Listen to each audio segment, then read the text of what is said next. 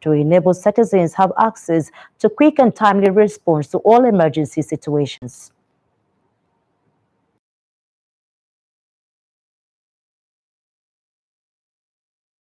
The bill provides, amongst others, for the establishment of a nationwide primary emergency telephone number for reporting of emergencies to the relevant agencies of government.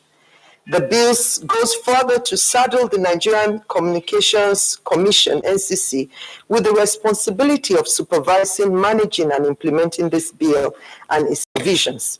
A lot of people often find it difficult to decipher which of the numbers to put a call through to among array of emergency helpline numbers available to them. Therefore, adopting 112 as a uniform national emergency number will enable Nigerians to easily learn, remember, and dial the number when in distress situations. It will also save a lot of Nigerians the stress of having to memorize more than one emergency number. The use of 112 as a national emergency number will create easy and seamless access for Nigerians, including those in remote areas, to use the toll-free numbers to seek help in times of emergency and distress.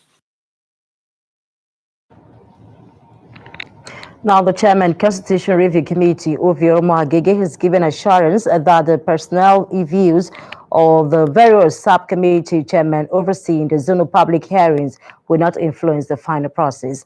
The Deputy President of the Senate gave the assurance on Monday while briefing Senate correspondents on the zonal public hearing commencing on Wednesday, 26 May 2021 in Abuja.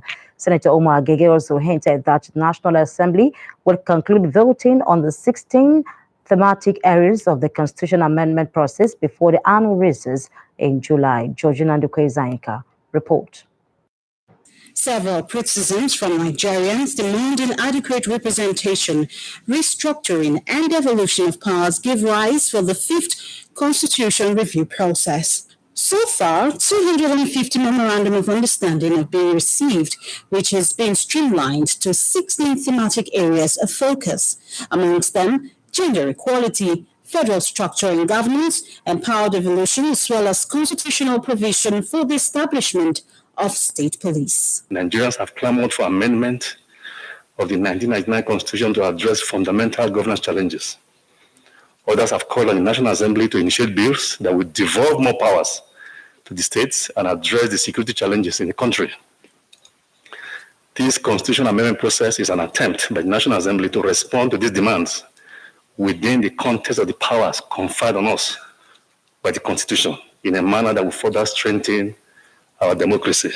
The Constitution Amendment Committee Chairman, Ovioma Agege, says the amendment process will take place from the 26th to the 27th of May, while a national public hearing will hold in Abuja on the 3rd and 4th of June 2021. To further create opportunity for citizens to make inputs into the amendment process on any of these issues listed above, or another issue, or others who wish to present, introduce, or promote new issues that will promote good governance and unity of the country, the committee is embarking on public hearings at the 6 geopolitical zones at the national level. And at the national level, to bring the process closer to the people, the hearings will take place in 2 centers in each of the 6 geopolitical zones. Senator Omar Agege addressed concerns about personal views of lawmakers affecting the outcome of the entire process. He also debunked claims that the President of the Senate, Ahmed Lawan, was against restructuring. The National Assembly will take no position. We are seeking to make a people's alteration to the Constitution. It is not our views. Yes, we represent them. At the end of the day, we have our votes to cast plenary when we're ready. The hope and expectation is that whatever vote we cast will be a vote that will represent the hopes and the aspirations of the people. While Nigerians have been assured that the Constitution Alteration Bills, Petroleum Industry Bill, and the Electoral Act Amendment Bill will all be put to vote before the Senate proceeds its annual recess in July. From the National Assembly, Georgina Ndukwe-Zainka, Silverbird News 24.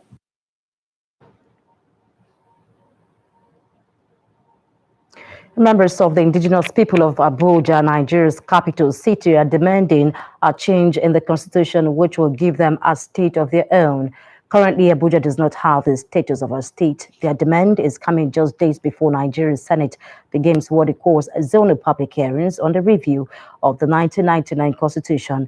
The current constitution has been in force since 1999. Shegun Ojumo has this report. This is an aerial view of Nigeria's Federal Capital Territory, Abuja. It cuts a picture of serenity. This view from the top, however, masquerades some disquiet and even anger down below. These are the twin emotions of the original inhabitants of the capital.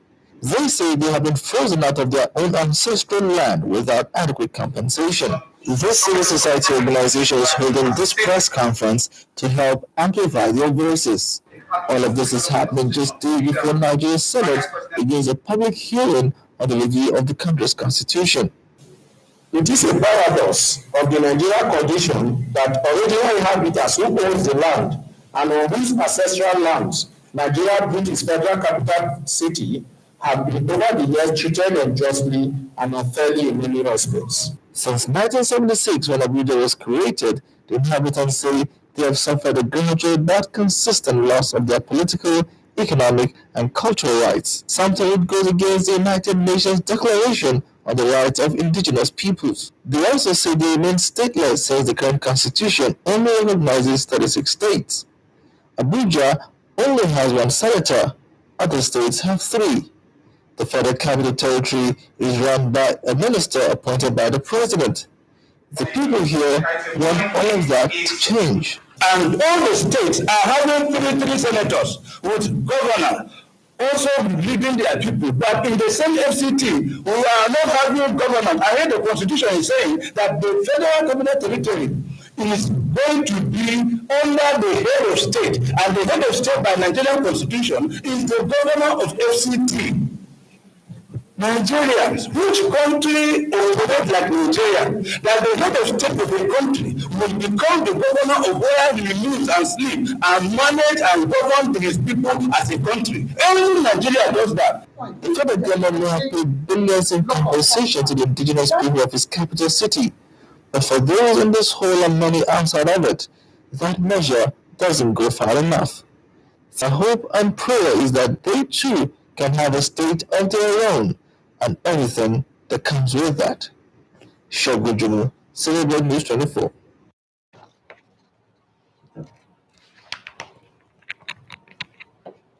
Minister of Women Affairs Pauline Talon has urged government to reverse all instances of gender bias in the 1999 Constitution. The minister spoke on Monday in Abuja ahead of the zonal public hearing on the review of the 1999 Constitution. One of the key provisions the minister wants in the Constitution is a law that guarantees 35% representation of women in both elective and appointed positions at all levels of government. Luciana Arayan has this report. Since the return to democracy in 1999, not much progress has been made in increasing the inclusion of women in the nation's decision-making process. Experts argue that the Constitution is gender-biased in favor of men. This is why stakeholders are agitating for a critical amendment to several sections of the Constitution to enhance women's political participation. This implies that women should enjoy the same status as men so that they can fully realize their human rights and have a meaningful impact on the society. As it stands, the Constitution does not adequately afford women this opportunity. We are therefore demanding for an inclusive Nigerian Constitution. Statistics clearly demonstrate that Nigeria ranks 185 out of 188 countries in terms of women representation in government in the African sub-region, which is the lowest representation. We therefore call on the government partners to endorse amendment proposed in the constitution review process for increased women's representation in leadership through their respective offices. Stakeholders believe that women are the bedrock of the society and will do better if they are given a voice in all levels of nation's decision-making process. If more women are elected, we wear the shoes. If the statistic tells us that globally, 1 in every 4 women 1 in every 4 women is likely to face sexual harassment or one form of sexual abuse or gender-based violence. It then means that if women are there, we will certainly want to take care of our children, and we will also raise the quality of leadership. The bottom line is that there is need for an unbiased representation of groups advocating for a constitution that promotes the full participation of women in political roles.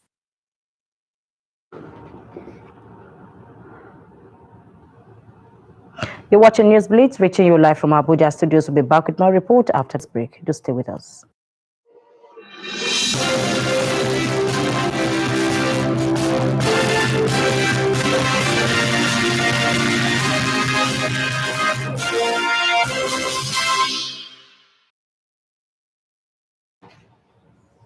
Elder statesman Edwin Clark has called on the newly elected leaders of the Ijaw National Congress to speak up against what he describes as an injustice to the Ijaw people. He stressed that the people of Ijaw have over the years suffered exclusion, but this must change. Elder Clark made the call as he received the newly elected officials of the Ijaw National Congress at his residence in Abuja. Correspondent Margaret Obo has details. Nigeria produces substantial revenue from its oil wealth in the Niger Delta. This has led to increasing environmental degradation in the region. Though the Ministry of Niger Delta Affairs was established to oversee the challenges being faced in the region, there has been little or no improvement, and elder statesman Edwin Clark says it is time for the people of Ijaw to speak out against years of injustice and exclusion. You, the Ijaw people, produce the oil, you don't have. Your members who are chairmen develop other people by giving the contract to other people. So you have nothing to go on. So, but they are not doing anybody, any organization, well established enough to tackle the problem of the Ijaw nation. Edwin Clark is worried the Niger Delta Development Commission, NDDC, established to ensure infrastructural development, has now become a goldmine for persons not even in the region. We are ashamed of ourselves that NDDC, for instance, has become the gold dealing mine for other ethnic groups who are not Ijaw people. For his part, the president of the Ijaw National Congress is totally against the Water Resources Bill. The level of marginalization and deprivation and exclusion Ijaws have been subjected to in a country where we bear the burden of the survival of the nation. As many that are gathered here are now more convinced than before that it's because of our minority status that we have been subjected to that poverty reigns in our country. For the Niger Delta region to overcome its numerous challenges, policies aimed at addressing them must be enacted. From Abuja, Margaret Obo, Silverbird News 24.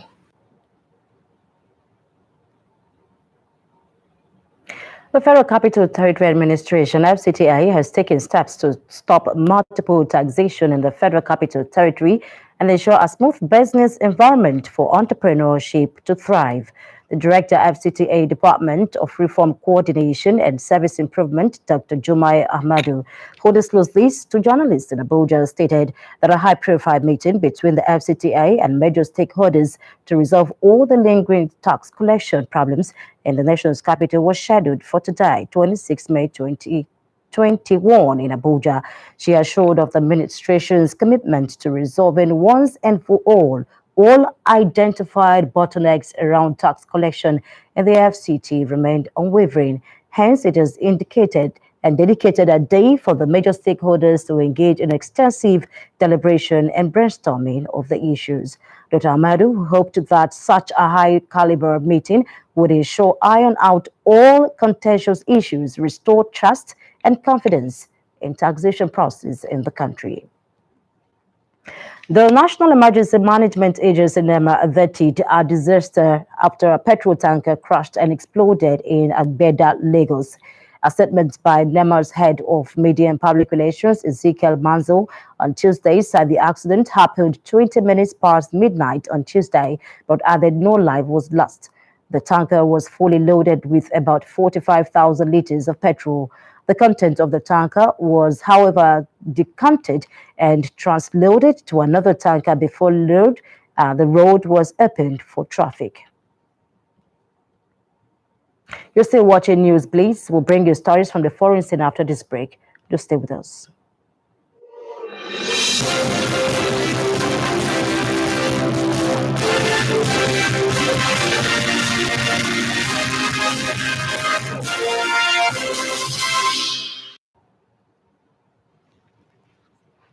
The UN mission in Mali has demanded an immediate release of President report that they were detained by soldiers. This comes after report that the interim president were driven by soldiers to the Kati military camp near the capital Bamako.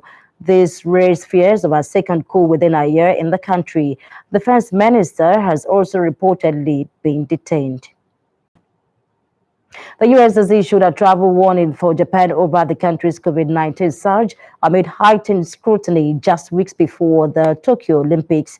But the U.S. Olympic officials have said they are confident their athletes will be able to take part safely in the game. Japan already bans most travelers from entering the country. It long had low numbers of COVID cases, but is now seeing a fresh wave of infections, pushing the healthcare system in some cities to its limits. Japan has recorded more than 700,000 infections and 12,000 COVID-19 deaths from the virus. Australia has said it will shut its embassy in Afghanistan's capital Kabul on Friday as the withdrawal of international troops proceeds. A statement talked of an increasingly uncertain security environment in the country. It said Australian diplomats would visit Afghanistan regularly but would be based elsewhere in the region. Afghanistan said it hoped the closure would be short-lived and Australia would continue its permanent presence. Sport is next after this break. Just stay with us.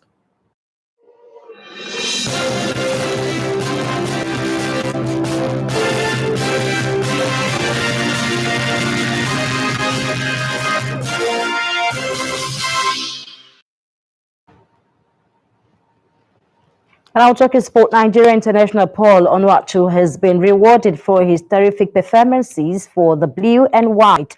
He was announced the 2020-21 Belgian League Player of the Year and winner of the Golden Boot Award. The 26-year-old was in a blistering form for the Gin, helping the club to finish as runners-up in the Belgian top flight. Onuachu bagged 33 goals in 38 league games and amassed 35 strikes across all competitions this season amid other dazzling displays. And Luka Modric has agreed a one-year contract extension at Real Madrid. The 35-year-old former Ballon d'Or winner's deal had been due to expire at the end of June. Modric, which made 35 league appearances for Real Madrid this season, the most in his 9 years at the club, as the finished second in La Liga to champions Atletico Madrid.